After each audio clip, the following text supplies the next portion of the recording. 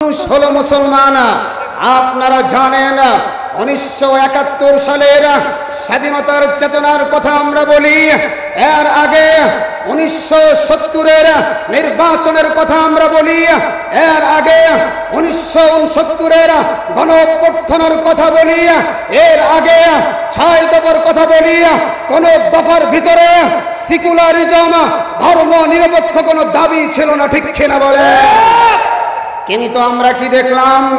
এদের যখন 1971-এ স্বাধীন হলো, 1972-এ যখন শেখ মুজিবুর রহমান ক্ষমতায় আসলো, বাংলাদেশের সংবিধানে, মুসলমানের সংবিধানে তখন সেকুলারিজমকে যুক্ত করা হয়েছিল, ঠিক কিনা বলেন?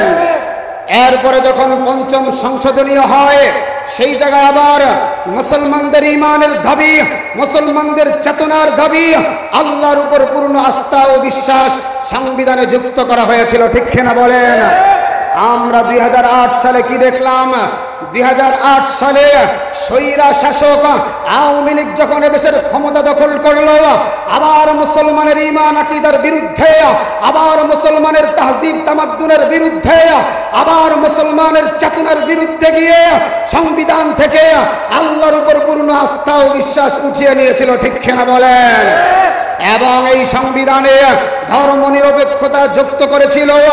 আজকের গণসমাবেশ থেকে আমরা দাবি জানাইতে চাই, যে সকল ভারতীয় রাজাকার আমাদের ঈমানি চেতনাকে হরণ করেছে, সংবিধান থেকে আল্লাহর উপর আস্থা ও বিশ্বাস বিদায় করেছে, বাংলার মাটিতে তাদের বিচার করতে হবে, ঠিক কিনা বলেন?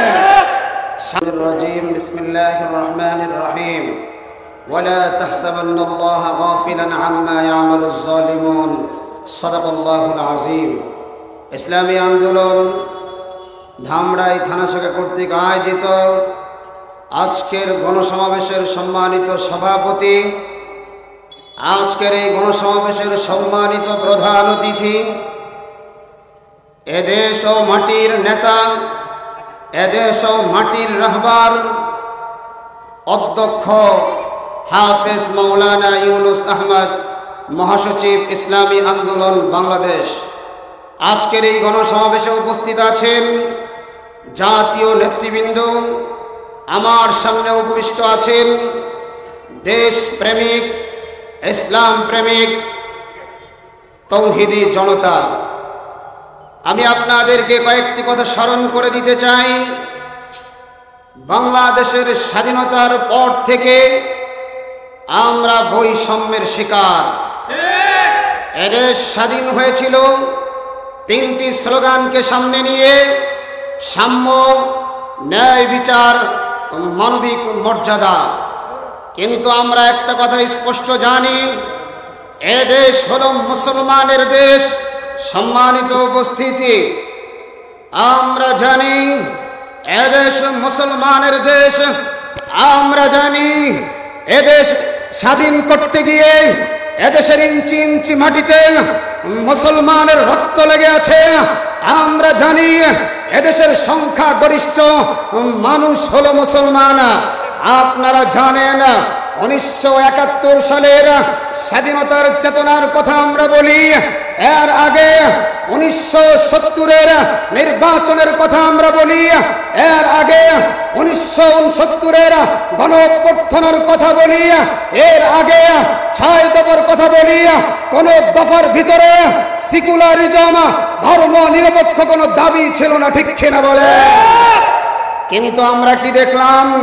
এদের যখন 1971-এ স্বাধীন হলো, 1972-এ যখন শেখ মুজিবুর রহমান ক্ষমতায় আসলো, বাংলাদেশের সংবিধানে, মুসলমানের সংবিধানে তখন সেকুলারিজমকে যুক্ত করা হয়েছিল, ঠিক কিনা বলেন? এরপরে যখন 5ম সংশোধনীয় হয়, সেই জায়গায় আবার মুসলমানদের ইমানের দাবি, মুসলমানদের চেতনার দাবি, আল্লাহর উপর পূর্ণ আস্থা ও বিশ্বাস সংবিধানে যুক্ত করা হয়েছিল, ঠিক কিনা বলেন? আমরা 2008 সালে কি দেখলাম?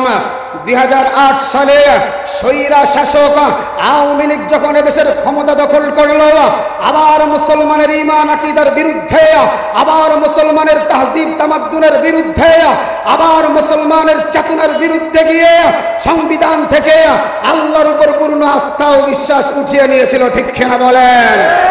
এবং এই সংবিধানে ধর্মনিরপেক্ষতা যুক্ত করেছিল। আজকের গণসমাবেশ থেকে আমরা দাবি জানাইতে চাই, যে সকল ভারতীয় রাজাকার আমাদের ঈমানি চেতনাকে হরণ করেছে, সংবিধান থেকে আল্লাহর উপর আস্থা ও বিশ্বাস বিদায় করেছে, বাংলার মাটিতে তাদের বিচার করতে হবে, ঠিক কিনা বলেন?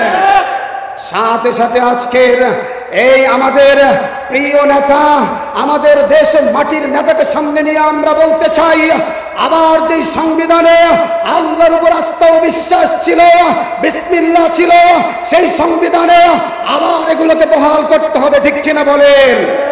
দ্বিতীয় নম্বর কথা হলো, দ্বিতীয় আরেকটা দাবি হলো, আমরা এদেশে সোনার বাংলা দেখেছি, এদেশে রূপার বাংলা দেখেছি, এদেশে ডিজিটাল বাংলা দেখেছি, এপার বাংলা দেখেছি, অপার বাংলা দেখেছি, কোনো বাংলাই বাংলাদেশের মানুষের ভাগ্য পরিবর্তন করতে পারে নাই, ঠিক কিনা বলেন? এবার আমরা ইসলামের বাংলা দেখতে চাই, কারা কারা হাত দুটো দেখায় দেন। প্রিয় তৌহিদি জনতা, ইসলামের বাংলা যদি দেখতে হয়, ইসলামের বাংলার জন্য আমাদের হযরত পীর সাহেব চরমনাই, হযরত শায়েখে চরমনাই, আমাদের জাতীয় নেতৃবৃন্দ আমার আপনার সামনে যেই নির্দেশ দিবে, যেই বার্তা দিবে, সেই বার্তাকে বাস্তবায়ন করার জন্য প্রয়োজন যদি হয় শরীরের ঘাম ঝরাবো, প্রয়োজন যদি হয় রক্ত ঝরাবো, প্রয়োজন যদি হয় জীবনটা দিব, কারা কারা তৈয়ার? নাসরুম মিনাল্লাহি ওয়া ফাতহুন করিম।